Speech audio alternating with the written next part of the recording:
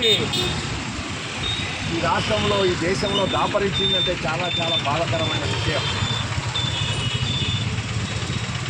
ఈరోజు కాంట్రాక్టర్లుగా ఉండే వాళ్ళు కోట్లు సంపాదిస్తున్నారు, కానీ కాంట్రాక్టర్ వర్కర్స్గా ఉండేవాళ్ళు సరికోటు కొనలేని పరిస్థితి ఈ దేశంలో దాపరించింది. నాకు చాలామంది కుటుంబాలు తెలుసు.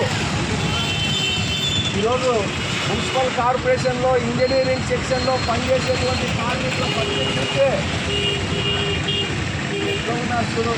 ఇంటికి గడ్డాలు పెరిగి అసలు ఒక నగరపాలక సంస్థలో పనిచేసే ఉద్యోగస్తులంటే కొద్దిగా తల ఉండాలి కదా. అంటే ఎప్పుడు కష్టాలతో బాధలతో ఎప్పుడు జీతం పెరుగుతుంది అని చెప్పి ఎదురు చూసే పరిస్థితి మన స్వతంత్ర భారతదేశంలో ఉంది అంటే నిజంగా కూడా చిక్కుపడాలి. నేను అడుగుతున్నటువంటిది కొంచెమ్మ కోరికలు కాదు. ప్రమాదవశాత్తు చనిపోతే 10 లక్షలు ఇవ్వమంటున్నారు.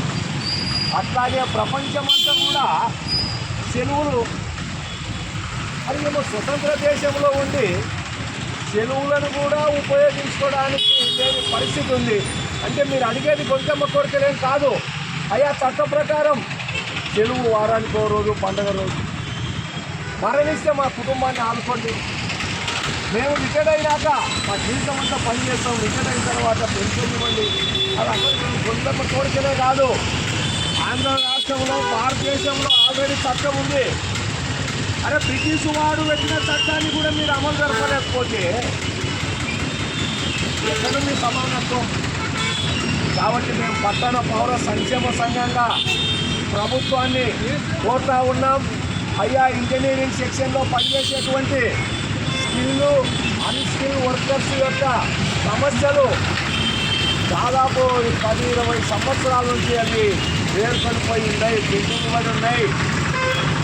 మంత్రివర్గము తెలుసు, ఐఏఎస్ ఆఫీసర్ల టీముకు తెలుసు, అందరికీ తెలుసు.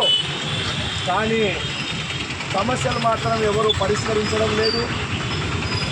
పనిచేసే వాళ్లకు హక్కులు లేకపోతే దాని ప్రభావం మొత్తము వ్యవస్థ పైన పడుతుంది. సమాన పనికి సమాన వేతనం ఇవ్వాలనేది మీరు అనడం కాదు, నేను చెప్పడం కాదు, సుప్రీంకోర్టు చెప్పింది. అయ్యా భారతదేశంలో సమాన పనికి సమాన వేతనం రావడం లేదు. కేంద్ర రాష్ట్ర ప్రభుత్వాలు స్పందించి ఈ న్యాయాన్ని చేయాలి, న్యాయంగా సమాన పనికి సమాన వేతనం ఇవ్వమని ఎప్పటి నుండో సుప్రీంకోర్టు చెప్పింది. దేశవ్యాప్తంగా, రాష్ట్ర వ్యాప్తంగా అనేక ఆందోళనలు జరుగుతూ ఉన్నాయి. కానీ ప్రభుత్వాలు ఎన్నో వేలు లక్షల కోట్లు ఖర్చు పెడతా ఉన్నారు. కష్టపడి పనిచేసే కార్మికుల దగ్గరికి వచ్చేటప్పటికీ ప్రభుత్వాలు, గత ప్రభుత్వం అట్లా చేసింది, మరి ఈ ప్రభుత్వం కూడా స్పందించడం లేదు.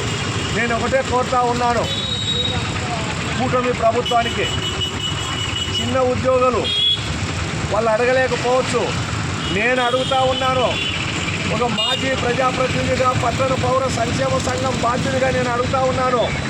గత ప్రభుత్వం లాగానే ఇంజనీరింగ్ వర్కర్స్ను నిర్లక్ష్యం చేసే పోయిన ప్రభుత్వానికి పట్టిన గట్టే మీకు కూడా పడుతుందని చెప్పి ఈ కూటమి ప్రభుత్వానికి కూడా హెచ్చరిస్తూ నాకు ఈ అవకాశం ఇచ్చినందుకు మీ అందరికీ ధన్యవాదాలు తెలియజేస్తున్నాను.